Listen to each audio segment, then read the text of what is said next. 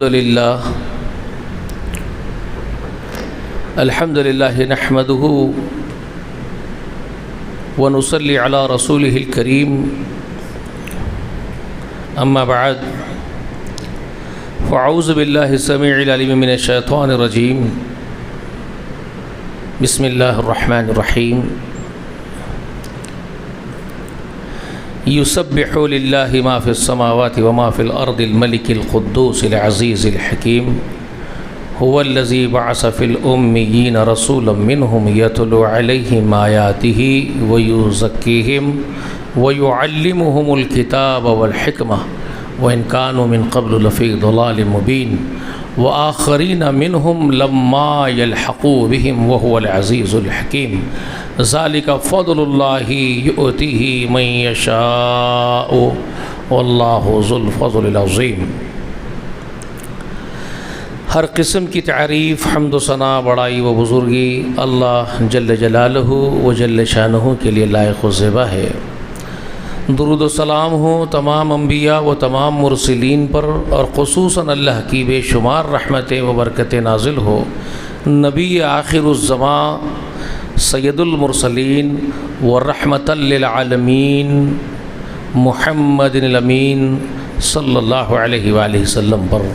سلام ہو آپ کے اہل بیت پر، اور سلام ہو آپ کے تمام اصحاب پر، آپ کے متبعین پر۔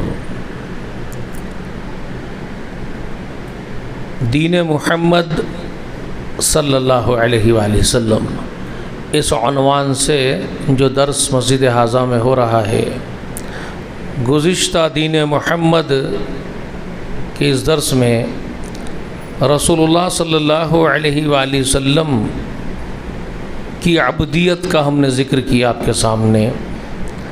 آپ کو یہ بتایا گیا کہ کس طرح رب اعلی و عظیم کی معرفت محمد رسول اللہ صلی اللہ علیہ وآلہ وسلم کو حاصل تھی، کس طرح آپ اپنے رب کی ربوبیت سے مرعوب ہوتے تھے، کس طرح اپنی بندگی کتنی عاجزی کے ساتھ بجا لاتے تھے۔ آپ کی چند دعاؤں کے ذریعے سے آپ کے سامنے رسول اللہ صلی اللہ علیہ وسلم کا وہ نظریہ جو اللہ کے بارے میں، وہ خشیت جو آپ پر طاری ہوتی تھی اپنے رب کی، اس کا میں نے تذکرہ کیا۔ مجھے بتانا یہ ہے کہ وہ اللہ ہی ہمارا ہم سب کا رب ہے، اور وہ اللہ جو حقیقی معبود ہے پوری کائنات کا، وہ سارے عالم کا رب ہے، سارے جہاں کا رب ہے۔ وہ کسی مخصوص مخلوق کا، یعنی پرٹیکولر کسی کریشن کا کریٹر نہیں ہے، بلکہ وہ ہول یونیورس کا کریٹر ہے، یعنی وہ سارے عالموں کا خالق ہے اور رب ہے۔ سارا سنسار اسی نے پیدا کیا ہے، وہی سرشٹی کرتا ہے، وہی اس برہمانڈ کا پیدا کرنے والا برہما ہے، اور وہی پرماتما ہے۔ اس لیے میں نے وہ ساری چیزیں گزشتہ آپ کو بتائی ہیں۔ سورۃ الاعلیٰ کی ابتدا میں جو اللہ تعالیٰ کا وہ بیان ہے، میں نے آپ کے سامنے وہ آیت کریمہ گزشتہ رکھی۔ سبح اسم ربک الاعلیٰ، بہت پاک، مبارک، تسبیحوں والا، حمد والا ہے تیرے رب کا نام اے میرے حبیب۔ اللہ نے اپنے حبیب محمد رسول اللہ کے ذریعے سارے مخلوقات کو اس بات کی خبر دی۔ بالراست خطاب محمد رسول اللہ سے، اور بالواسطے محمد کے صلی اللہ علیہ وسلم کے سارے جہاں سے اس کا خطاب ہے۔ ٹھیک ہے، تو اللہ تعالیٰ نے فرمایا بہت پاک، حمد والا، تسبیحوں والا، مقدس نام ہے تیرے رب کا، الذی خلق، جس نے پیدا کیا۔ بے شمار مخلوقات کی پیدائش، اس میں اتنا ڈیپتھ ہے۔ الذی خلق کو اگر آپ جتنا آپ علم حاصل کر سکتے ہیں، جتنی آپ میں طاقت اور صلاحیت ہے، آپ اتنا علم اس میں حاصل کر سکتے ہیں۔ الذی خلق کو، اس کی تخلیق کا علم، اس کی تخلیق کے کمالات، اس کی تخلیق کے معجزات آپ تعمر بھی نہیں ڈھونڈ پائیں گے. مطلب کسی انڈیویجول سے میں نہیں کہہ رہا ہوں, انڈیویجول کی زندگی تو 60 سال کی ہوگی, 70 سال کی ہوگی, 100 سال کی ہوگی. میں تو انسانیت کو, ہول ہیومینٹی کو کہہ رہا ہوں کہ تمہاری عمریں ختم ہو جائیں گی, انسانیت کی عمر ختم ہو جائے گی, مہا پرلے آ جائے گا, یعنی وہ ڈسٹروائے والا دن آ جائے گا, دی اینڈ والا دن. لیکن آپ اس حقیقت کو پہنچنے والے نہیں ہیں. اس کی خلقت کی کیا کیا ڈیپتھ ہے آپ کبھی نہیں پہنچ سکتے. کتنی مخلوق تخلیق اس نے کی ہے آپ اس کا اندازہ بھی قائم نہیں کر سکتے. ایوری سیکنڈ الذی خلقہ جو ہے, جو وہ کہہ رہا ہے, تیرے رب کا نام بہت پاک ہے اور منزہ ہے میرے حبیب محمد صلی اللہ علیہ وسلم. الذی خلقہ, جو پیدا کرتا ہے. تو یہ جو اپنا تعارف پیش کر رہا ہے, وہ اپنا انٹروڈکشن کروا رہا ہے کہ تمہارا معبود, تمہارا رب ہے وہ جو پیدا کرتا ہے. تو اب آپ اس کو اگر ڈھونڈنے بیٹھیں گے وہ کیا کیا پیدا کرتا ہے تو ساری انسانیت کی عمریں ختم ہو جائیں گی. ایوری سیکنڈ اس کے پیدائش کے کارخانے سے, اس کے ریپروڈکشن سسٹم سے کتنی تخلیق ہوتی ہے آپ اس کو کاؤنٹ کرنے کے لیے کوئی مشین بھی نہیں بنا سکتے. تعمر.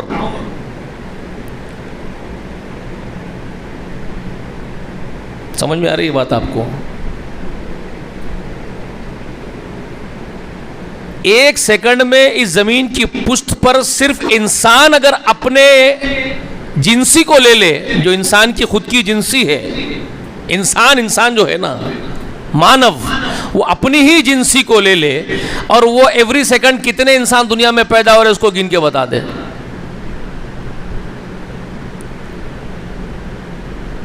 وہ نہیں بتا سکے گا. پھر جنات ایوری سیکنڈ کتنے پیدا ہوتے ہیں آپ کو نہیں معلوم. حیوانات, وائلڈ لائف جو اللہ تعالیٰ پیدا کر کے چھوڑ دیے ہیں جنگلوں میں, کتنی ہے وہ مخلوق, اور ایوری سیکنڈ کتنی مخلوق پیدا ہوتی رہتی ہے جنگلوں میں پورے پرتھوی پر, آپ کاؤنٹ نہیں کر سکتے. پھر سمندر میں مرغ آیا, مچھلیاں خوب کھائے ہوں گے. ہمارے پاس مرغ چلتا ہے نا تلنگانہ میں, جون کی 7 تاریخ 8 تاریخ کو مچھلیاں بہت بکتے ہیں ہمارے پاس بازاروں میں. مرغ مچھلی کھانا ضروری ہے ہمارے پاس, بہت کھاتے ہیں. تو ہر مچھلی کے پیٹ میں دیکھیں آپ انڈے رہتے بنے ہوئے ہیں. شروعات میں بارش کی, وہ انڈے کاؤنٹ کر سکتے ہیں؟ جو ایک پتلی جھیلے میں لپٹے ہوئے ایک مچھلی میں سے جو انڈے نکلتے ہیں, ان انڈوں کی کاؤنٹنگ کر سکتے ہیں آپ ایک مچھلی کی؟ جی, وہ ایک مچھلی کے انڈے کاؤنٹ نہیں کر سکتے آپ. ایسی ٹریلینز ٹریلینز ٹریلینز ٹریلینز مچھلیوں کے پیٹوں میں کتنے انڈے ہیں آپ کیا کاؤنٹ کریں گے؟ جو ایوری ہر دن کتنے بچے مچھلیاں پیدا کر رہی ہوں گی سمندر کے اندر, آپ کے پاس کچھ کاؤنٹنگ ہے؟ جی. پھر سمندر میں صرف ایک ہی ذات نہیں ہے, مچھلیوں کی ایک ہی ذاتی نہیں پائی جاتی ہے, انیک ذاتیاں پائی جاتی ہے سمندر کے جیو جنتوؤں کے اندر, جن کو آپ کبھی شمار بھی نہیں کر سکتے کتنے قسم کے ہیں. کتنے قسم کے جیو جنتو سمندر میں پائے جاتے ہیں, آپ اس کی کاؤنٹنگ نہیں کر سکتے. تو ان سب کے بچے پیدا ہو رہے ہوں ایوری سیکنڈ, کچھ بھی نہیں سمجھ سکتے آپ, پاگل ہو جائیں گے, نسیں پھٹ جائے گی. یہ ہے سنسار کا چلانے والا ودھاتا, اس کا یہ کمال ہے. الذی خلق, جو اپنے آپ کے بارے میں پیش کر کے اپنا تعارف پیش کر رہا ہے. تمہارا رب جس کا نام ہی بہت پاک ہے محمد, وہ کون ہے؟ الذی خلق, جو پیدا کرتا ہے. آپ اس کی پیدائش کا کوئی اندازہ ہی نہیں کر سکتے کیسا خالق ہے وہ. اسی لیے آپ سورہ یاسین میں دیکھتے اپنے آپ کو, وہ کہتا ہے کہ خلاق العلیم, وہو الخلاق العلیم. صرف خالق نہیں, خلاق ہے وہ.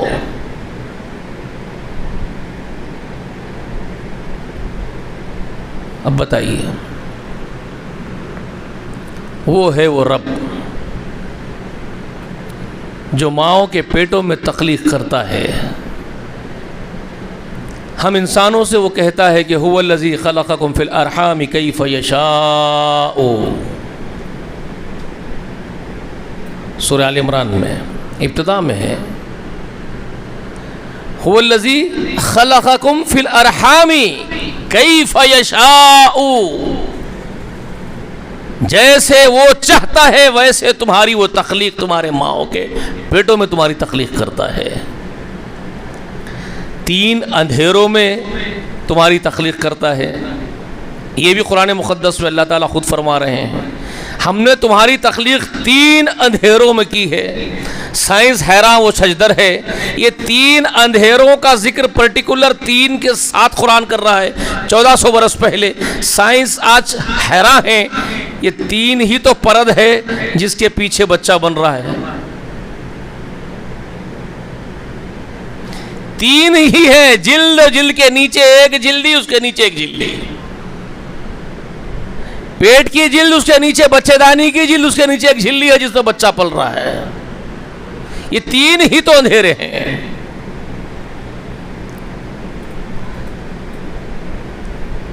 کس مدرسے میں جا کر کے محمد رسول اللہ نے یہ سیکھ کیا ہے بتائیے؟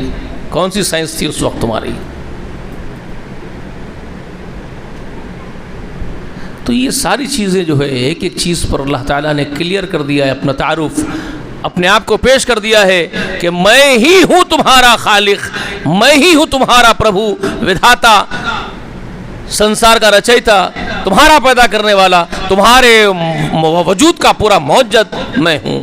تو میری بھکتی کرو, میری عبادت کرو, میرے سوا کہیں مت بھٹکو ادھر ادھر. جو مانگنا ہے مجھ سے مانگو. میں رب ہوں تمہارا تو دینے والا میں ہوں, تمہاری مانگ پوری کرنے والا بھی میں ہوں, تو میرے سوا کہاں جا رہے ہو؟ کلیئر کٹ بات اللہ نے 2 ٹوک واضح انداز میں اللہ نے اپنا تعارف کرتے ہوئے یہ حقیقت کو رکھ دیا بندوں کے سامنے. اب بندوں کی حرکت دیکھیے, اس خالق کے ساتھ کیسے کیسے انداز اختیار کرتے ہیں, بہانے اور ہیلے اس کی بندگی سے بھاگنے کے. جی ہم بہت ساری مخلوقات کو کیا دیکھیں گے, ہماری تو اوقات نہیں ہے کہ ہم اتنا سارا ڈیپتھ میں علم حاصل کرنے کے لیے اتنی تحقیق کریں. ہم کیا تحقیق کریں گے؟ میرے ٹیبل کے اوپر کروڑوں پیدا ہو رہے ہوں گے, لاکھوں تو پیدا ہو رہے ہوں گے بات کرنے کی اتنی دیر میں. مطلب اس میں مائکرو آرگنزمز پلتے ہیں ہر جگہ, micro animals, micro organisms system معلوم ہے نا آپ لوگوں کو, بیکٹیریاز اینڈ ادرس جو بھی قسم کے جراثیم ہوتے ہیں آپ کی نظروں کو دکھائی نہیں دیتے, مائکروسکوپ سے دیکھتے ہیں ان کو لیبارٹریز کے اندر. ٹھیک ہے, ان کا ریپروڈکشن سسٹم کیسا ہے معلوم ہے؟ ان کی پیدائش کا سسٹم, نظام میں پیدائش ان کا ایوری سیکنڈ لاکھوں میں پیدا ہوتے ہیں, لاکھوں میں.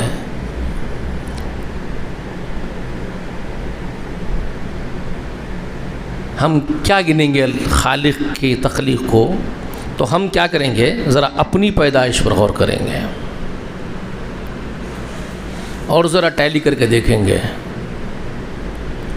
کہ ہماری ضرورتیں کہاں کہاں پوری کی جا رہی تھی اس کارخانے قدرت سے, اور ہم کتنے بدبخت ہو چکے ہیں, اور کیسے کیسے باتیں, کیسے کیسے مثالیں اس خالق کے لیے, اس رب کے لیے ہم چسپاں کر دیتے اس کے ساتھ. کس قسم کی مثالیں اس کو ہم چسپاں کرتے ہیں, ذرا اس پر غور کریں گے. اللہ نے بے شمار مقامات ہے قرآن مقدس میں, سورہ حج ہے, سورہ مومنون ہے, اور بھی جگہ ہے, ہماری پیدائش کا ذکر ڈیٹیلنگ کے ساتھ کیا ہے. سورہ حج کی ابتدا میں بھی ہے, سورہ مومنون کی ابتدا میں بھی ڈیٹیلنگز ہے.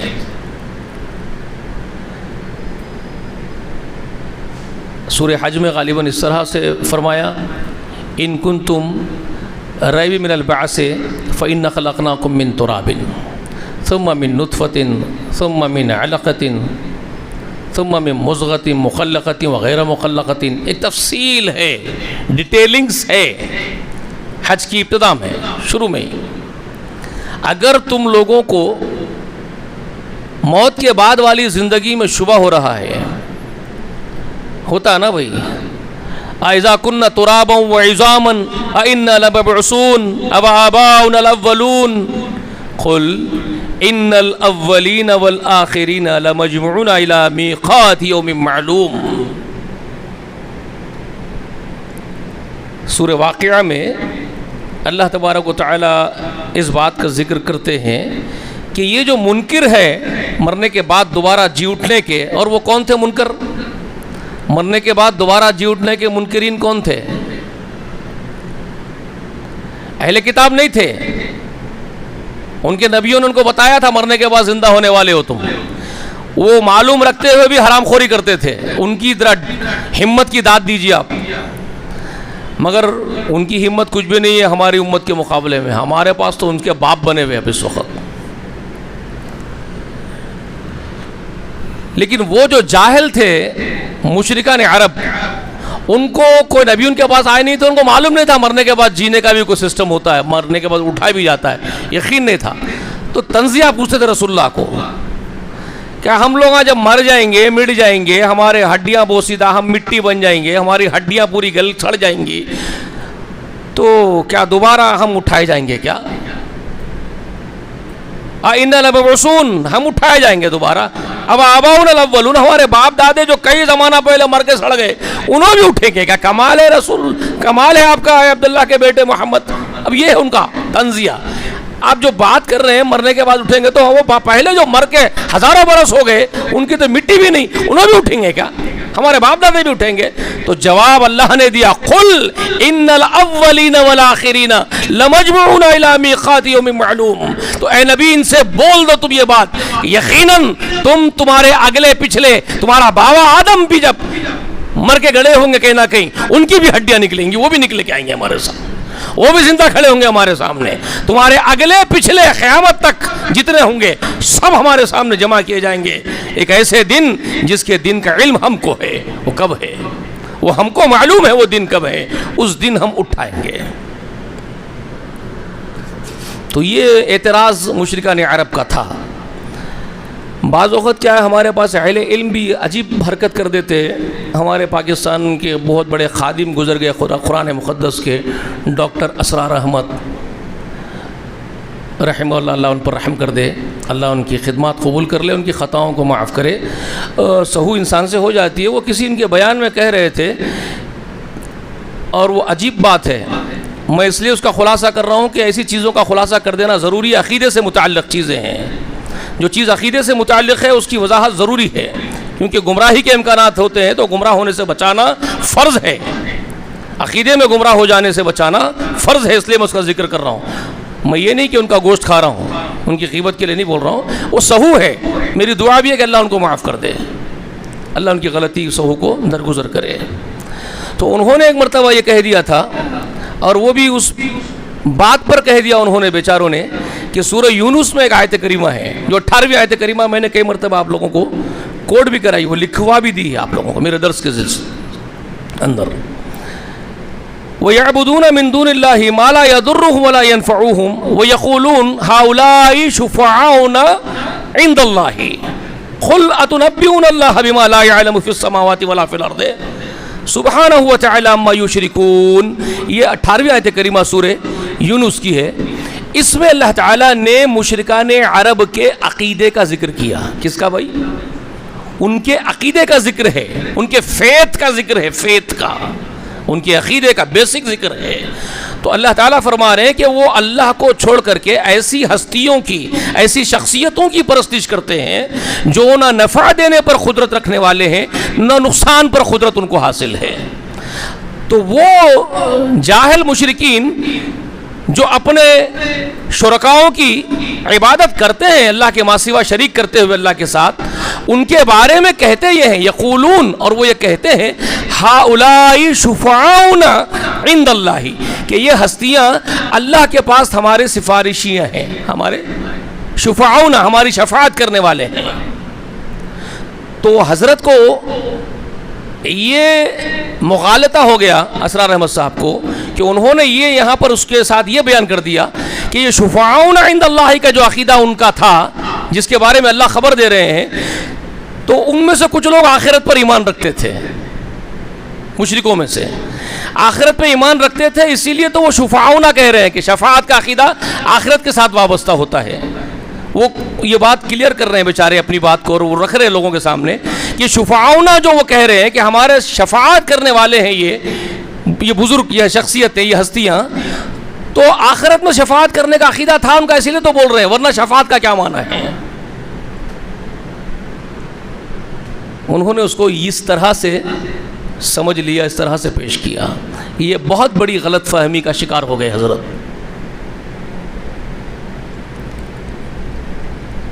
قرآن مقدس نے مشرکان عرب کے عقیدے کو بہت وضاحت کے ساتھ بیان کیا ہے، اس میں کوئی قیاس کرنے کی آپ کو ضرورت نہیں ہے، آپ کو اجتہاد کرنے کی بھی ضرورت نہیں ہے، آپ کو قیاس کرنے کی بھی ضرورت نہیں ہے۔ اجتہاد اور قیاس وہاں کریں گے جہاں پر کوئی چیز واضح نہ ہو، مذبذب ہو، سمجھ میں نہیں آ رہی ہو تو چلو یہ ہو بھی سکتا ہے، ہم قیاس کریں گے، لیکن یہاں قرآن نے جب واضح بیان کر دیا ہو تو قیاس کی ضرورت نہیں ہے۔ آخرت پر ان کا ایمان بالکل نہیں تھا، قرآن نے دو ٹوک بیان کر دیا ہے، کتنی ہی جگہ بیان کر دیا ہے۔ ابھی میں نے سورہ واقعہ بیان کیا جس میں وہ واضح اللہ نے بیان کر دیا کہ یہ بدبخت رسول اللہ کو تانا دیتے ہوئے پوچھ رہے ہیں اِنَّا كُنَّا تُرَابًا وَعِظَامًا، جب ہمارے ہڈیاں بن جائیں گے، مٹی بن جائیں گے، اِنَّا لَمَبْعُوثُونَ، تو ہم دوبارہ کھڑے کیے جائیں گے، پھر بعثت ہوگی ہماری۔ نہیں مانتے تھے۔ اور بہت سی جگہ اللہ تعالیٰ ان کے سوالات کو پیش کیا ہے، ان لوگوں کے سوالات عجیب عجیب کئی جگہ قرآن مقدس میں۔ اور کیا کہتے ہیں وہ لوگ؟ جس دن سے آپ ہم کو ڈرا رہے ہو، اگر تم سچے ہو تو وہ دن لے آؤ۔ تانا مارتے تھے رسول اللہ کو، جی متی ھذا الوعد ان کنتم صادقین بولتے تھے مسلمانوں کو، مسلمانوں سے لڑتے تھے، رسول اللہ سے اور صحابہ کرام سے جھگڑا کرتے ہوئے، مباحثے کرتے ہوئے، مناظرہ کرتے تھے، مباحثے کرتے تھے۔ جیسے آج کل مناظروں کا بازار تو سمجھ میں آ گیا نا، آج تو مچھی بازار سے بدتر ہے مناظروں کا بازار، سوشل میڈیا پورا کا پورا اڈا بنا ہوا ہے جھگڑوں کا، مناظروں کا۔ تو ایسے ہی بحثیں چیخ پکار ایک کے اوپر ایک، تو وہ مسلمانوں پر مناظرہ کرتے تھے، مباحثے کرتے تھے۔ تو کیا پوچھتے تھے؟ متی ھذا الوعد ان کنتم صادقین، وہ وعدہ جو اس کا تم بول رہے ہو نا، وہ وعدے کا دن آئیں گا، وہ وعدے کا دن آئیں گا، یوم آخرہ کا دن، لاؤ نا ابھی کہاں ہے وہ دن، بتاؤ ہمارے کو اگر تم سچے ہو۔ قل انما العلم عند اللہ وانما انا نذیر مبین، تو اے نبی محمد رسول اللہ تم ان کو بول دو کہ وہ جو دن آنے والا ہے وہ ضرور آئے گا، اس کا علم اللہ کے پاس ہے، اس کا علم اللہ کے یہاں ہے، اور میں وانا نذیر مبین، اور میں تو صرف کھلا ہوا ڈرانے والا، کھلا اس دن کے آنے سے پہلے تم کو آگاہ کر دینے والا ہوں۔ آئے گا وہ کب آئے گا مجھے نہیں معلوم، ٹھیک ہے۔ مسئلے قرآن مقدس کے ذریعے بہت سارے حل ہوتے ہیں، وہ کب آئے گا مجھے نہیں معلوم۔ رسول اللہ صلی اللہ علیہ وسلم غیب نہیں جانتے تھے از خود، رسول اللہ کو اللہ نے قیامت کا دن نہیں بتایا، آپ نے لوگوں کو نہیں بتایا، آپ نے صاف کہہ دیا کہ وانا نذیر مبین، میں صرف کھلا ڈرانے والا ہوں، مجھے نہیں معلوم، وہ علم اللہ کے یہاں ہے، میرے پاس نہیں ہے۔ تو اس سے یہ بات بھی معلوم ہو گئی جو بریلویوں کے علماء کہہ رہے ہیں ما کان وما یکون کا علم رسول اللہ کو تھا، جو کائنات میں ہو چکا، جو ہے اور جو ہوگا، وہ سارا علم اللہ نے رسول اللہ کو دے دیا تھا، وہ بھی جھوٹ ہے، کیونکہ یہاں اللہ تعالیٰ رسول اللہ سے کہلوا دیا زبان سے کہ قیامت کا علم آپ کہہ دیجئے مجھے نہیں معلوم۔ جب قیامت کا ایک ہی اگر رکھ لیتے ہم، ساری باتیں چھوڑ دیجئے، ہم صرف اس ایک بات کو بھی رکھ لیتے ہیں کہ آپ کو قیامت کا ایک ہی علم اگر نہیں ہے تو ما کان وما یکون ثابت نہیں ہوتا۔ تو پھر عقیدے میں ما کان وما یکون کا علم ثابت نہیں ہوتا، کل علم ثابت نہیں ہوتا، ایک بھی چھوٹ جاتا ہے، مستثنا ہو جاتا ہے تو کل کا اطلاق نہیں ہوتا۔ بس کل علم اللہ کو ہے، کل علم اللہ کے سوا کسی کو نہیں ہے، یہاں تک کہ محمد رسول اللہ کو بھی کل علم نہیں۔ اللہ نے بہت عطا کیا ہے، آپ کا تقابل کسی مخلوق کے مقابلے میں نہیں۔ محمد رسول اللہ کا تقابل کسی مخلوق سے آپ نہیں کر سکتے ہیں. بعد از بزرگ تو ہی قصہ مختصر.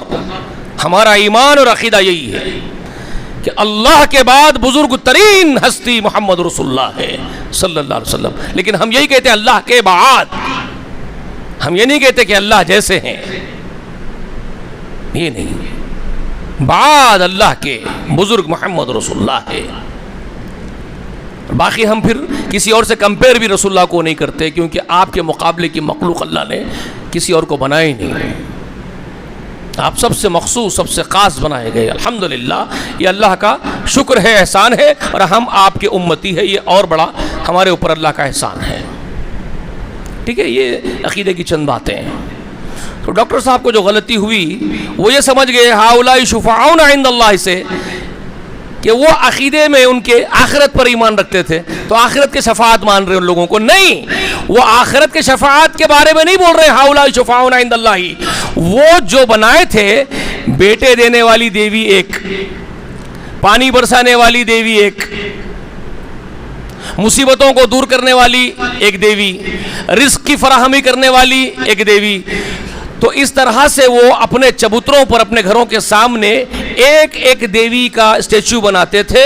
گھر سے نکلتے وقت تبرک اس کا لے کے نکلتے تھے، اس عقیدے کے ساتھ کہ آج جو میں بازار میں جا رہا ہوں میرے کاروبار کی برکت اس کے تبرک سے ہوگی، اس کے طفیل میں ہوگی. یہ اللہ سے سفارش کرے گی کہ میرے کاروبار میں بڑھوتری ہو، تو اللہ اس کی سفارش کو رد نہیں کرتا. یہ اللہ کی بیٹی ہے. ان کا عقیدہ تھا کہ اللہ کی بیٹیاں ہیں یہ دیویاں، اور اللہ ان دیویوں کی سفارشوں کو رد نہیں کرتا. تو یہ ہماری سفارش کرنے والی، شفاعت کرنے والیاں ہیں اللہ کے حضور میں. سارے دنیاوی کام ہمارے ان کے طفیل میں بنتے ہیں. یہ ان کا عقیدہ تھا، آخرت کے بارے میں نہیں تھا. ٹھیک ہے، تو ڈاکٹر صاحب یہاں غلطی کر گئے. وہی عقیدہ آج کے قبر پرستوں کا ہے. امت محمدیہ کے اندر صلی اللہ علیہ وسلم، اس امت محمدیہ میں آج خبر پرستش کرنے والوں کا، خبروں کی جو پرستشیں ہو رہی ہے، ہو بہو مشرکان عرب کی ان دیویوں جیسا عقیدہ ان کے ساتھ ان کا ہے، جیسا ان کے ساتھ تھا، دیویوں کے ساتھ، بتوں کے ساتھ. ہؤلاء شفعاؤنا عند اللہ، وہ کہتے تھے کہ یہ ریکمینڈز کرتے ہیں، ان کے واسطے اور وسیلے سے ہمارے کام بنتے ہیں. ایگزیکٹلی یہ بھی خبروں میں جا کے وہی کرتے ہیں کہ ان کی حضرت کے واسطے سے، وسیلے سے ہمارے کام بنتے ہیں. ہم ان کو دیو نہیں بولتے، دلاؤ بولتے ہیں. یہ ہم سے وہی حجتیں کرتے ہیں. ان کو جب پوچھا جاتا ہے کہ بھائی تم خبروں پر جا کر کے ان کو خدا کا درجہ دیتے ہو، اللہ کا درجہ دیتے ہو، تو وہ کہتے ہیں کہ غلط بول رہے ہو آپ ہمارے بارے میں. وہ ہم سے جھگڑتے ہیں، آپ یہ بات غلط بول رہے ہو، ہم ان کو اللہ کا مرتبہ نہیں دیتے. ان خبر میں جو مدفون حضرات ہیں، ہمارے اولیاء ہیں، ہم ان کو اللہ کا مرتبہ نہیں دیتے، بلکہ ہم یہ کہتے ہیں کہ آپ دلاؤ. ہم ان کو دیو نہیں بولتے، ان کے پاس ٹھہر کے آپ دیو نہیں بولتے، ہم بولتے آپ دلاؤ. مطلب آپ سفارش کرو تو ہمارے سفارشی ہے. ایگزیکٹلی وہی عقیدہ ان کا بھی تھا کہ یہ ہماری سفارشیاں ہیں، اور وہ آخرت کے لیے نہیں، دنیا میں تھا. ٹھیک ہے، یہ بات کلیئر کر دینا میں ضروری سمجھتا تھا. تو اب میں تھوڑی چیزیں آپ کو اور بتاؤں گا مزید کھول کے. اللہ نے ہماری پیدائش کا ذکر، میں نے کہا کہ سورہ حج میں ہے، سورہ مومنون میں ہے، ابھی ذکر کیا میں نے. اگر تم کو مرنے کے بعد دوبارہ جی اٹھنے میں شک ہو رہا ہے، اور کس کو تھا وہ شک؟ جو رسول اللہ کی دعوت کے مخاطبین ہیں. اللہ نے ان کو جواب دیا، ان کنتم ریب من البعث، اگر تم کو شک ہو رہا ہے کہ دوبارہ جی نہیں اٹھیں گے ہم لوگ، یہ غلط بات ہے، جی اٹھنے میں شک ہے تم کو، تو پھر ذرا اپنی تخلیق پر غور کرو. اگر دوبارہ جینے میں دوبارہ کیسے اٹھیں گے یہ بڑا شک ہو رہا ہے تم لوگوں کو، تو پھر ہماری پہلی تخلیق پر تھوڑا غور کرو.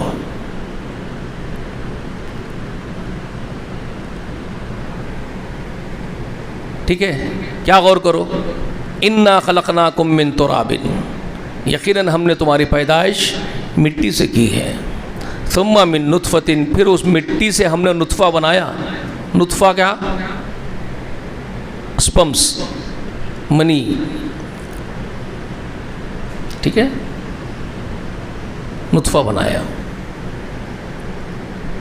ثم من علقۃ، پھر وہ جو اسپم ہے، وہ جو منی ہے، وہ کسی خاص ایک مقام ہے مادر فیمیل میں، فیمیل کے اندر ایک مقام اللہ نے اس کے پیٹ میں رکھا ہے جہاں میل کا وہ نطفہ جا کر کے قرار پکڑتا ہے.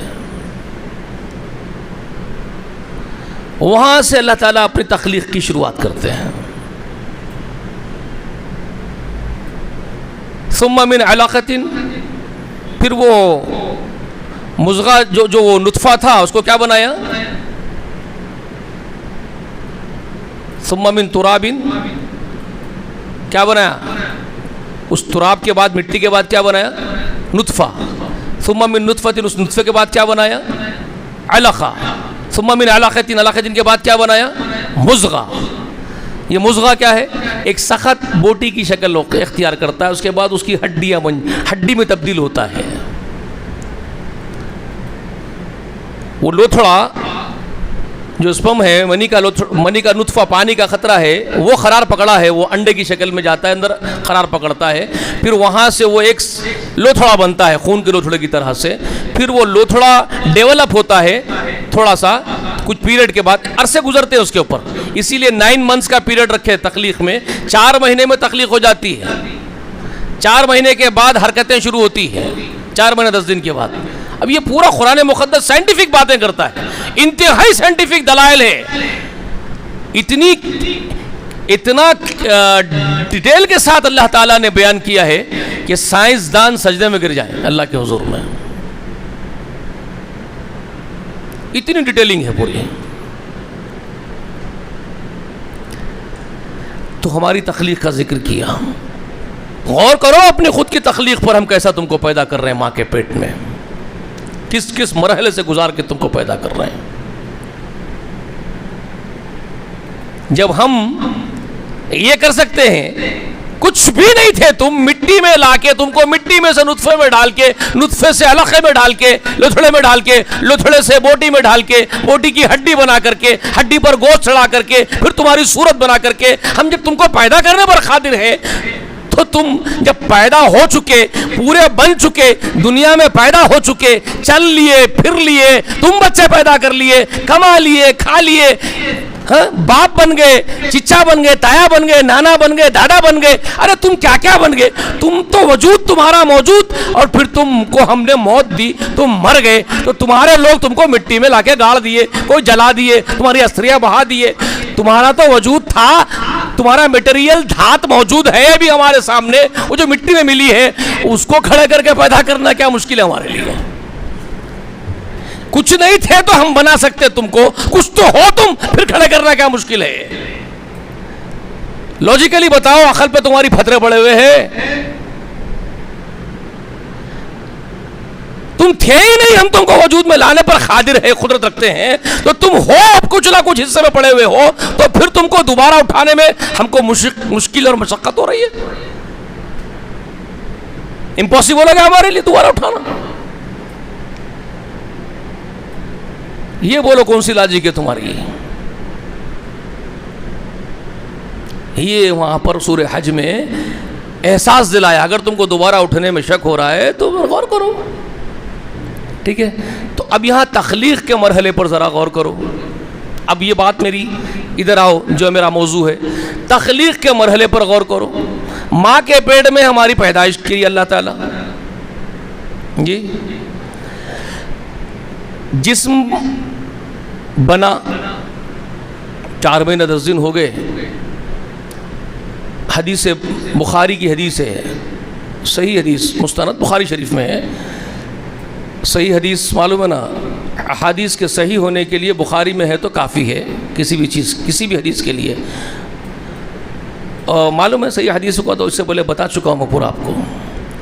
احادیث صحیحہ کے جو 7 اقسام میں نے آپ کو بتائے.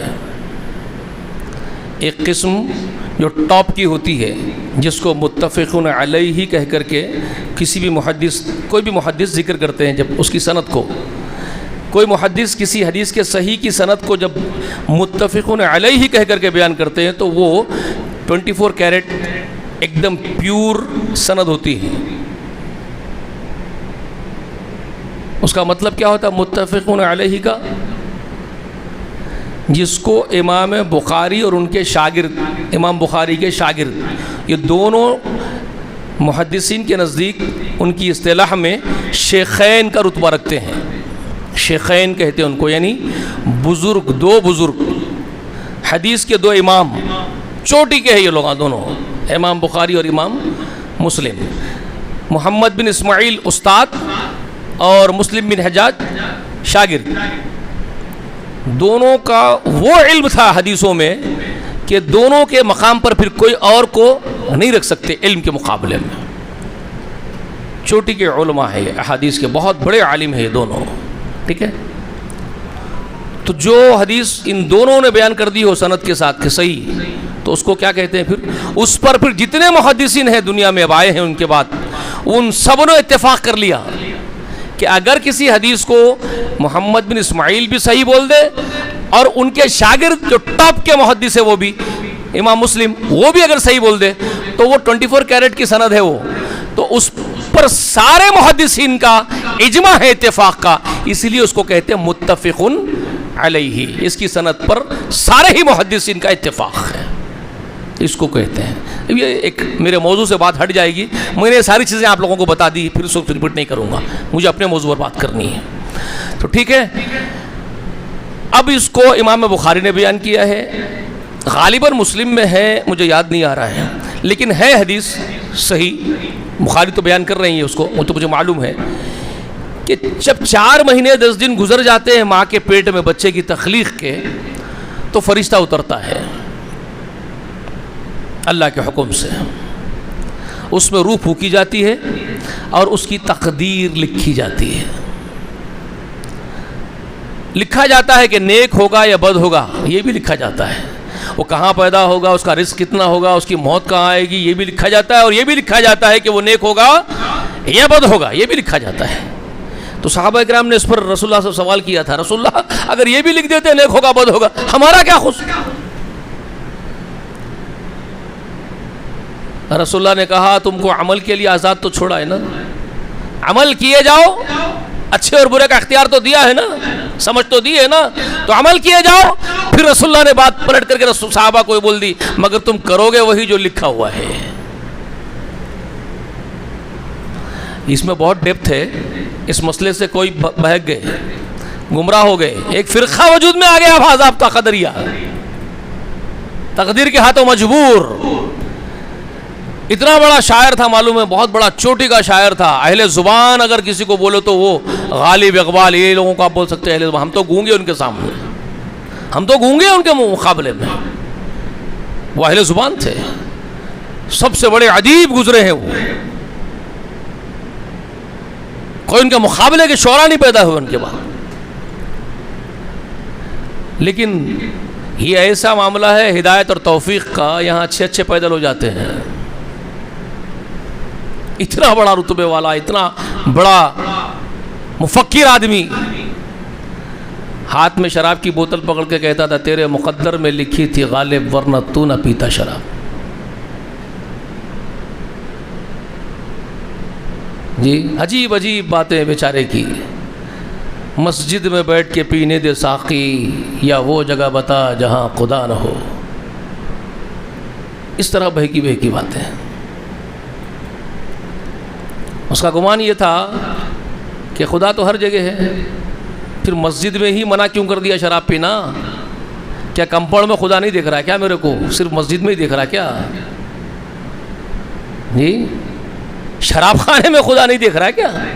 اس کا گمان یہ ہے خدا تو وہاں بھی ہے، خدا تو یہاں بھی ہے، تو مسجد میں ہی کیوں ممنوع کر دیے تم لوگ شریعت میں؟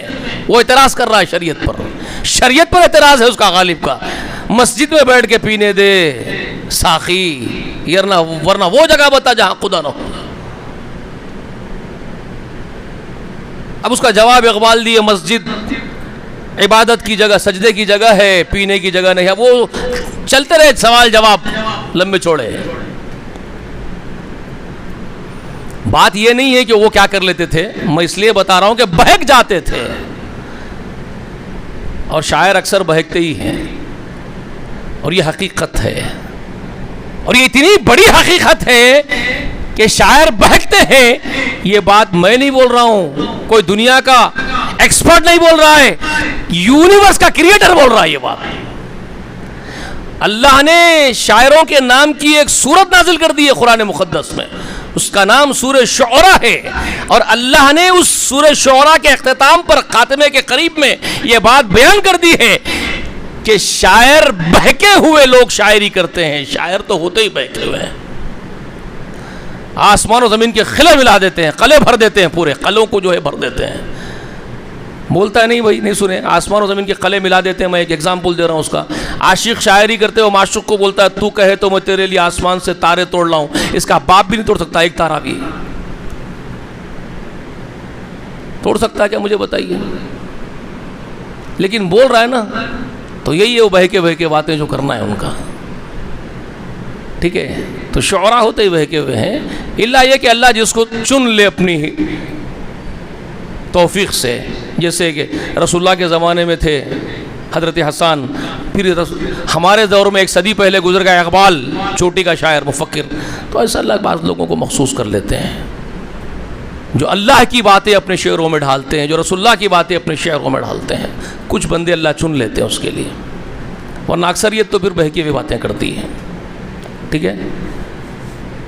ہمارے زمانے میں ایک بیچارہ گزر گیا،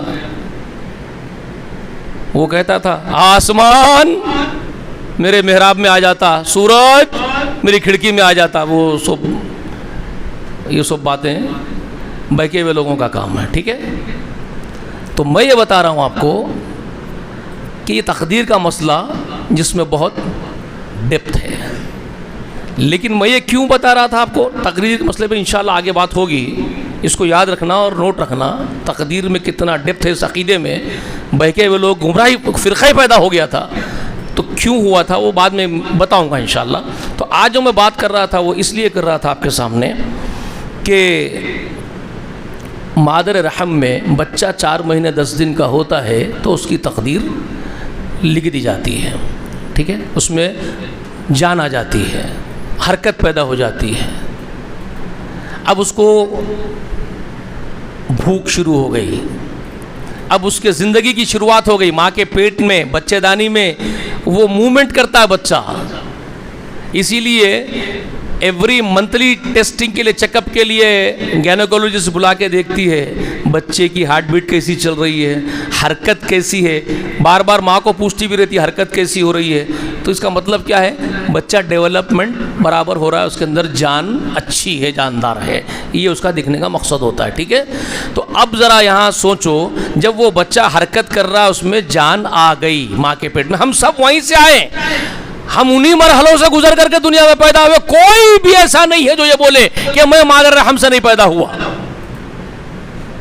سب وہیں سے آئے، اور وہی کنڈیشن ہم سب کے اوپر لاگو تھی، امپلیمنٹ تھی، ٹھیک ہے؟ اب کھانے کی ضرورت کیسا پوری کرے ہمارے رب؟ اللہ کون ہے؟ سبح اسم ربک الاعلی، ربک الاعلی الذی خلق فسوی، وہ جس نے پیدا کیا اور درست بنایا۔ اب دیکھیے اس کے پیدا کرنے کے پورے سسٹم پر غور کرتے جائیے، الذی خلق، پیدا کر رہا ہے، اور وہی حاجت روا ہے، وہی مشکل کشا ہے، وہی رب بیانی کرتا ہے۔ رب کا معنی کیا ہے؟ میں نے آپ کو کچھ بتایا، رب کا معنی ابتدا کرے اور تمام ضرورتوں کی تکمیل کرے، جو حاجتیں اس پیدا کر رہا ہے، جس کو وہ جس کو پیدا کر رہا ہے، اس کی جتنی حاجتیں ہیں، جتنی ضروریات ہیں، وہ ان تمام ضروریات اور حاجتوں کی تکمیل بھی کرے، پرووائڈ بھی کرے اس کو کیا کیا ضرورتیں ہیں، ان تمام ضرورتوں کو، اور اس طرح سے اس کو اختتام تک اس کی رہبری کرتے ہوئے اس کو لاسٹ اینڈنگ کے اس کے اصل مقام تک، اصل جگہ تک پہنچائے مکمل۔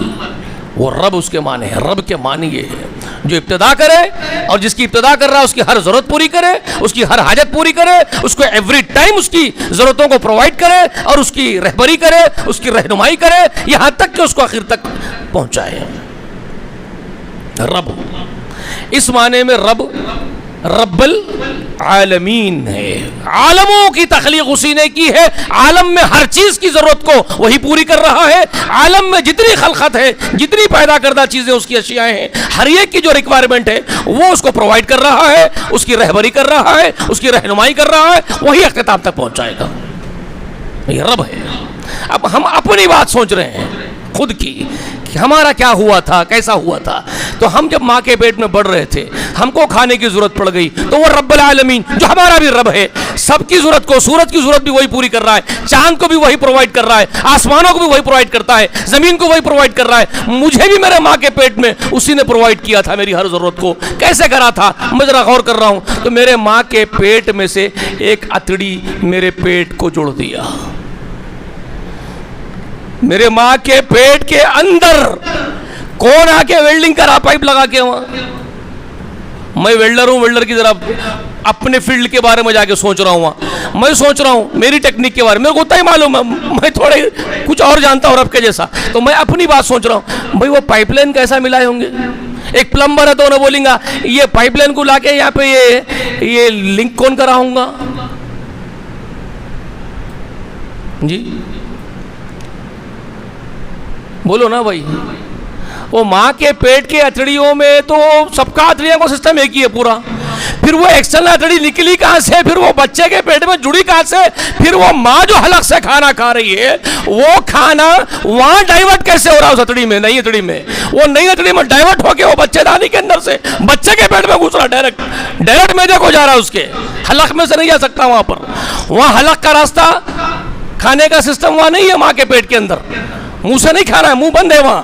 تو اب ڈائریکٹ میدے کے اندر کنیکشن کر کے آپ کی ماں جو کھانا کھا رہی ہے وہ کھانا آپ کے میدے کے ڈائریکٹ اندر پہنچانے کی قدرت کس کی ہے؟ کون پہنچا رہا ہے؟ پہچانے کے بھی اس الذی خلقک جی کیسا پہنچا رہا ہے.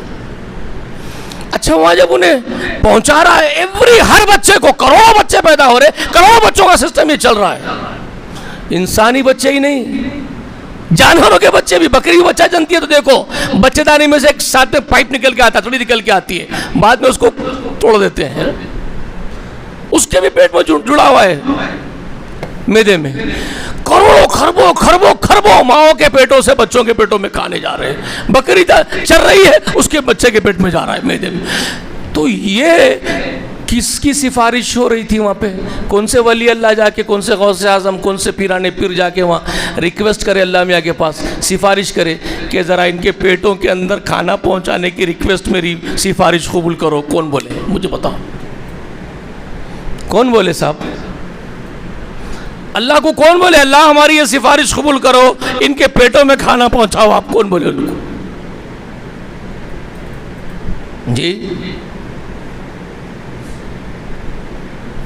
پہنچائے نا,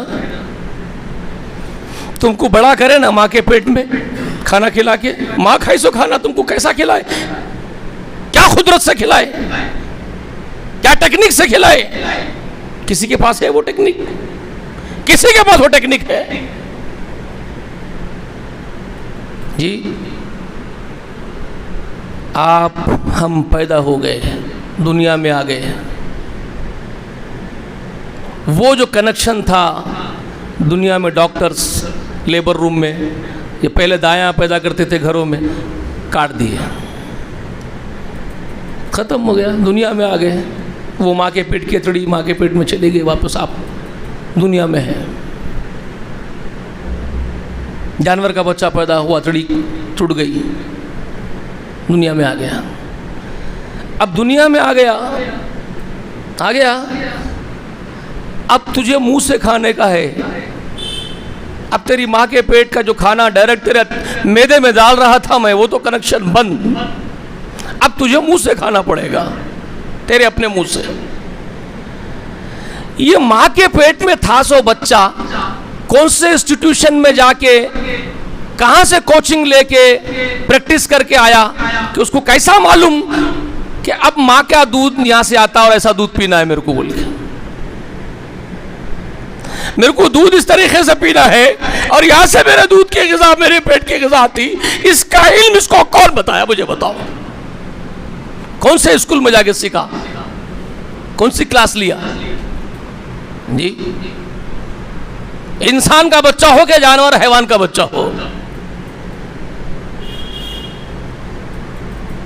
آپ بولیں گے انسان تو اپنے چھاتی کے قریب لے لی ہوں گی ماں بچے کو، لیکن لینے کے باوجود اس کو کیسے معلوم دودھ یہیں سے آتا ہے اور ایسے ہی پینا ہے؟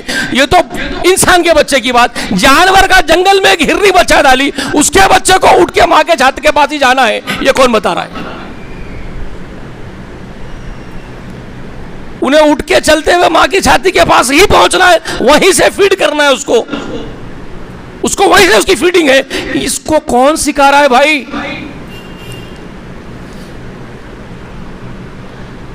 نیکسٹ آیت میں بتا رہے ہیں سورہ اعلیٰ کی، الذی خلق فسوی والذی قدر فہدی، وہ جس نے تقدیر لکھی، تیری تقدیر یہ ہے کہ تو اب دودھ پیے گا ماں کا، تو فہدا، پھر وہ ہدایت بھی وہی کر رہا ہے کہ یہیں سے تجھے دودھ آتا ہے، ایسے ہی تجھے پینا ہے۔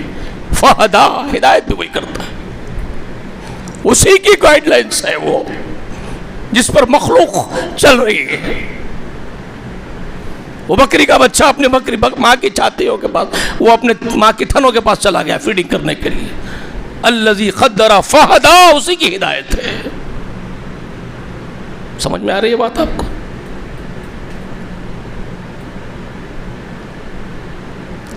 کس نے ریکمینڈ کی تھی کہ اے اللہ ہماری سفارش قبول کر، ماں کے چھاتیوں سے دودھ نکال کے اس کو پلا؟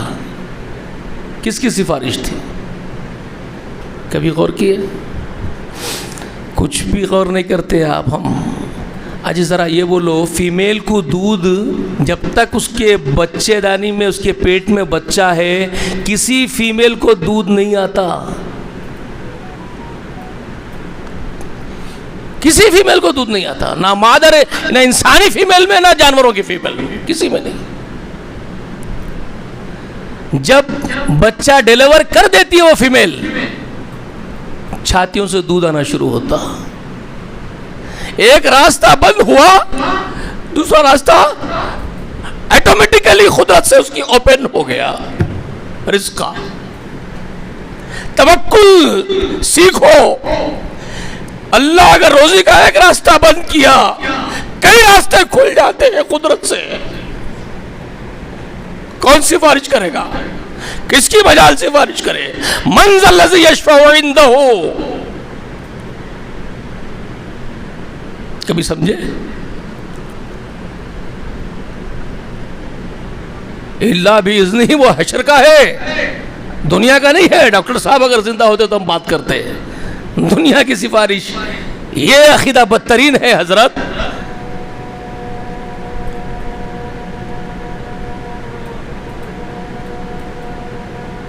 سمجھ میں آ رہی ہے بات آپ کو؟ ماں کے چھاتے سے دودھ نکال کے آپ کو پلایا، آپ کی ضرورت پوری کی، آپ کی احتیاج پوری کی، آپ کا ریکوائرمنٹس پرووائڈ کیے گئے آپ کے لیے۔ پیٹ کی بھوک مٹانا، آنکھ بجھانا آپ کی ریکوائرمنٹ تھی، انتظام کیا کہ نہیں کیا آپ کے لیے؟ نہیں کیا۔ چھاتے سے دودھ نہیں نکالا ماں کے آپ کے لیے، آپ کو پینا نہیں سکھایا۔ کتنی نشانیاں دیکھیں گے آپ، منہ میں دانت ہوتے تو ماں دودھ شاید نہیں پلاتی آپ کو، تکلیف سے منہ میں دانت نہیں پیدا کیا آپ کے، ماں کے دودھ کے فیڈنگ کرنے میں آسان تر ہو جائے ماں کے لیے بھی اور بچے کے لیے بھی۔ 2 سال ماں دودھ پلائی آپ کو، حولین کاملین پورا مکمل 2 سال تک آپ کو دودھ پلانا ہے۔ فصالہ فی عامین، 2 سال دودھ پلانا ہے، یہی شرعی مدت ہے دودھ پلانے کی، 2 سال۔ 2 سال سے زائد دودھ پلانا درست نہیں، غیر شرعی ہے حرکت یہ۔ لٹکا کے پھرتے بعض عورتیں دیکھا میں 3 سال 4 سال کے پوٹوں کو دودھ پلاتے پھر رہے ہیں، بری بات۔ اللہ کی شریعت میں جو حدود ہے، حد ہے، صرف 2 سال دودھ پلانے کی ہے۔ 2 سال سے کم پلانا بھی ٹھیک نہیں ہے. بچے کمزور ہو جاتے, پوٹے لاغر ہو جاتے بعد میں. 2 سال تک ماں کا دودھ پلانا, اللہ کے حکم کی فرمانبرداری کرنا. قرآن میں حکم ہے 2 سال. 2 سال ماں دودھ پلائی. اب 2 سال کے بعد غذا کھانی ہے اس کو. آہستہ آہستہ 1 سال بھر کے بعد سے منہ میں دانت پیدا کرنا شروع کر دیے. 2 دانت آئے, بڑا پیارا دکھ رہا ہے بچہ. ماں باپ خوش ہو رہے دیکھ کے, دانت پیدا ہو رہے بچے کے اندر. تیاری کر رہے ہیں اللہ تعالیٰ آگے کی, آپ کے لیے آگے کے انتظام کی تیاری ہو رہی ہے. اب تجھے سخت غذا چبا کے کھانے کا دور آ رہا ہے. تیرے منہ میں دانت پیدا کیے جا رہے ہیں, یعنی ریکوائرمنٹس تیرے کیسے پورے کیے جا رہے ہیں, تیری ضرورتوں کا سامان کیسے مہیا کیا جا رہا ہے. غور کیا انسان اس پر؟ 2 سال کے بعد ماں دودھ چھڑا دی.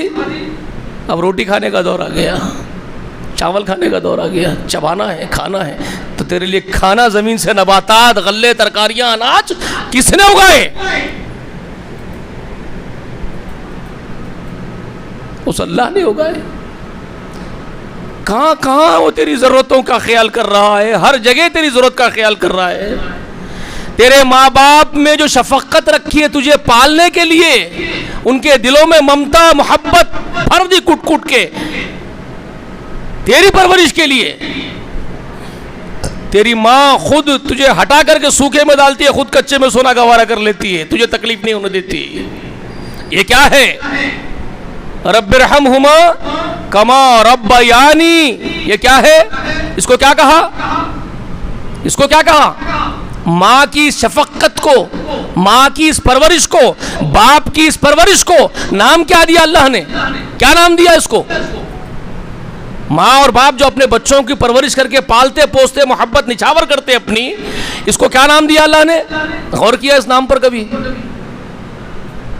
سورہ بنی اسرائیل میں آیت نمبر 23, 24, 25 کانٹیکسٹ ہے پورا. کیا نام دیا اس کو؟ قل رب ارحمہما کما ربیانی صغیرا. انسانوں کو اللہ تعالیٰ وصیت کر رہے ہیں, نصیحت کر رہے ہیں.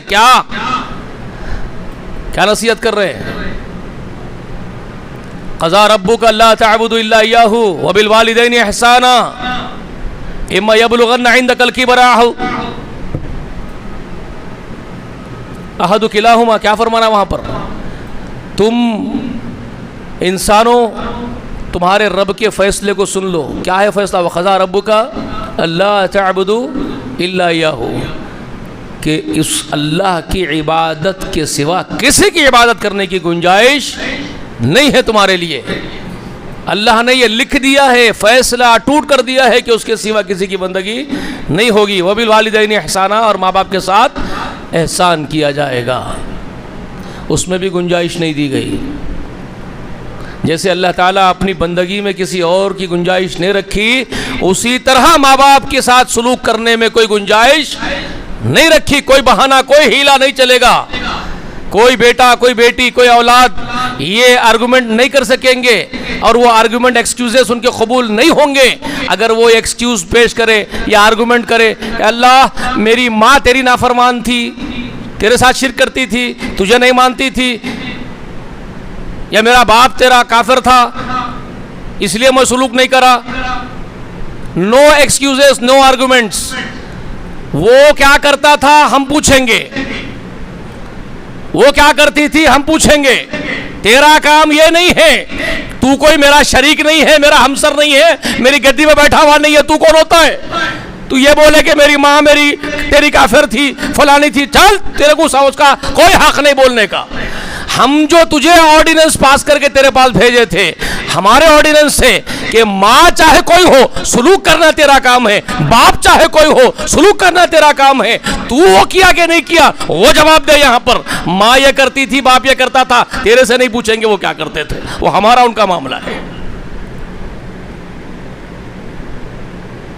وہاں کوئی آرگومنٹ چلنے والے نہیں ماں باپ کے ساتھ سلوک کرنے میں. ماں بدکار رہوگی, غلط ہوگی, باپ بدکار ہوگا, غلط ہوگا, غلط راہوں پر چل رہا ہوگا, آپ اس کے کوئی حقدار نہیں ہے اس کے ساتھ وہ بات کرنے کے. آپ صرف اور صرف سلوک کرنا ہے دنیا میں ان کے ساتھ, بہترین سلوک, وہ چاہے کوئی ہو. یہ بتا دیا قضا ربک اللہ تعبد الا ایاہ وبالوالدین احسانا. اس کے بعد فرمایا وَإِمَّا يَبْلُغَنَّ عِندَكَ الْكِبَرَ أَحَدُهُمَا أَوْ كِلَاهُمَا فَلَا تَقُل لَّهُمَا أُفٍّ وَلَا تَنْهَرْهُمَا وَقُل رَّبِّ. اب یہاں پر اللہ تعالیٰ اس کے بعد فرمائے وہ بات اسی کانٹیکسٹ میں. اگر تمہارے ماں باپ کبھی ایک انشاءاللہ والدین کے بارے میں ان کا کیا مقام و مرتبہ ہے ایک الگ سے ایک موضوع پر ہم بات کریں گے. اب یہاں یہ بتا رہا ہوں میں کہ وہ ماں باپ کے ساتھ سلوک کرنے کا حکم دینے کے بعد یہ بات بتائی گئی کہ ان کے حق میں دعا کرو. کس طرح دعا کرو ان کے حق میں؟ قل رب ارحمہما کما ربیانی صغیرا. اے اللہ تو ہمارے ان دونوں پر ماں باپ پر ویسے ہی شفقتیں اور رحمتیں نچھاور کر دے اپنی جیسے انہوں نے بچپن میں میری ربیانی کی ہے. نام کیا دیا اس کو اللہ نے؟ کما ربیانی صغیرا، جیسے انہوں نے ربیانی کی ہے. ربیانی یہ ہے رب کی ربوبیت سے ایک صفت ماں باپ کی جو میل کھاتی ہے. ربیانی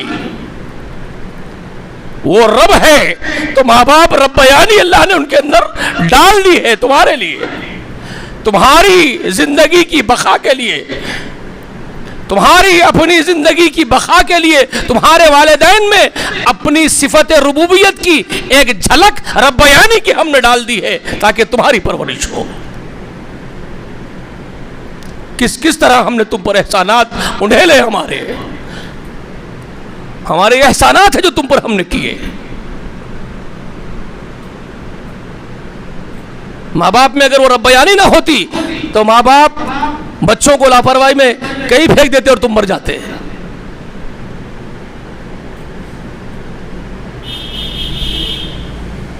ایک ماں بچے کو دیوانی کی طرح ڈھونڈتے پھر رہی تھی. صحیح حدیث ہے، دیوانی کی طرح، پاگل کی طرح ڈھونڈتی پھر رہی ہے، میرا بچہ میرا بچہ میرا بچہ. صحابہ اکرام دیکھ رہے ہیں، رسول صلی اللہ علیہ وسلم ٹھہرے ہوئے ہیں، مجموعہ ہے، بھیڑ ہے، غالباً خانہ کعبہ کے پاس کی بات. وہ اس کا بچہ بھٹک گیا، گم گیا پبلک میں، لوگوں میں ڈھونڈتے دیوانی کی طرح پھر رہی ہے. اس کا بچہ اس کو مل گیا، ملتے ہی دیوانی کی طرح اٹھا کے لپک کے اپنے چھاتی سے لگا لی.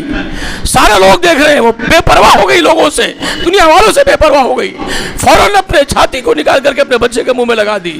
اس کو پرواہ نہیں ہے کوئی مجھے دیکھ رہا ہے، اور بچے میں کھو گئی پوری طریقے سے. تو رسول اللہ نے جب صحابہ کو خطاب کر کے کہا، صحابہ کو مخاطب کیا، توجہ دلائی صحابہ کی، اوہ میرے صحابہ ذرا دیکھو اس دیوانی کو، دیکھ رہے ہو کیسی بے بہری ہو گئی ہے، پاگلوں جیسی ہو گئی ہے، بچے کو لیتے ہی کوئی ہوش نہیں ہے، منہمک ہو گئی اپنے بچے میں. اب ذرا مجھے یہ بتاؤ کہ تم اگر اس ماں سے کہو کہ اپنے بچے کو آگ میں ڈال دے تو کیا یہ ماں اپنے بچے کو اپنے ہاتھوں آگ میں ڈال دے گی؟ صحابہ اکرام کہنے لگے اللہ کی قسم کبھی نہیں ڈالے گی. اس کا دیوانہ پر ہم نے دیکھا ہے، بچے کے لیے پاگل ہو جا رہی تھی، یہ اپنے ہاتھوں سے اپنے بچے کو آگ میں ڈالے گی. تب رسول اللہ نے کہا تو لوگو تمہارا رب ان ماؤں سے کئی گنا ماؤں سے زیادہ تم سے محبت کرتا ہے. ایسی بے شمار کئی ماؤں سے زیادہ محبت تم سے کرتا ہے. وہ کیا ایسے ہی تم کو آگ میں پھینک دے گا اٹھا کر کے؟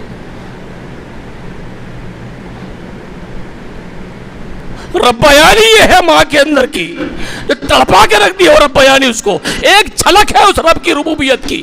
رب کی ربوبیت کی ادنا جھلک ہے ماں اور باپ میں. وہ ربیانی کو ہم دیکھتے ہیں کہ ایک باپ دنیا سے بھڑ جاتا ہے اپنے بچے کے لیے، ایک ماں دنیا سے بھڑ جاتی ہے اپنے اولاد کے لیے. یہ ربیانی ہے اس کے اندر. تو پھر قربان جائیے اس رب کی ربوبیت پر. وہ رب آپ کو بھٹکنے کے لیے چھوڑ دے گا؟ وہ رب آپ کو بے پرواہ چھوڑ دے گا؟ ایسے زبردست کئی ماں باپ کی ربیانی اپنے اندر رکھنے والے اس رب اعلیٰ و عظیم کو چھوڑ کے آپ اس کے در پہ جا کے سفارشیں کرواتے اس کے لیے. آپ جھولی سیدھے اس کے پاس پسارنے سے کنارہ کش ہوتے ہیں. آپ اپنی مانگ اس کے سامنے رکھنے سے کتراتے ہیں. آپ سے زیادہ بے غیرت اور لاپرواہ اور غدار کون ہو سکتا ہے؟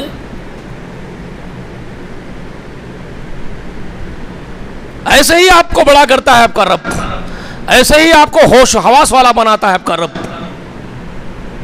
اور جب آپ کو ہوش و حواس دیتا ہے تمہارا رب تو تم اپنے اس ہوش و حواس، اپنی عقل کے گھوڑے دوڑاتے ہو، قیاس کرتے ہو، اس کے بارے میں مثالیں گھڑتے ہو. جب تم اس کے بارے میں یہ بولنے لگ جاتے ہو کہ تم ڈائریکٹ اللہ سے کیسے مانگتے ہو بھائی، اور اب تک تمہارا باپ سفارش کر رہا تھا، تمہارا دادا سفارش کر رہا تھا ماں کے پیٹ میں تمہاری، پل پل تمہاری ضرورتوں کو کون پوری کر رہا تھا؟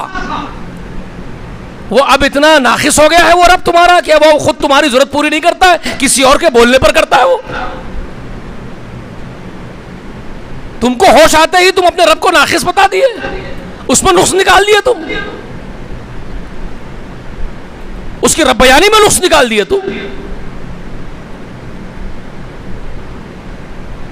اس بات کو میں آئندہ اتوار سمجھاؤں گا آپ کو.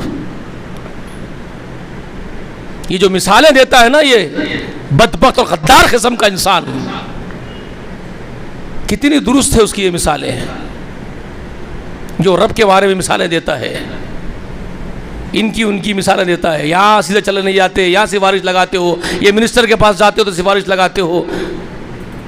تو اللہ کے بارے میں مثالیں گھڑتا ہے تو کتنا بدبخت ہے وہ گھڑنے والا. آئندہ اتوار ضرور آئیے گا، بتاؤں گا میں آپ کو.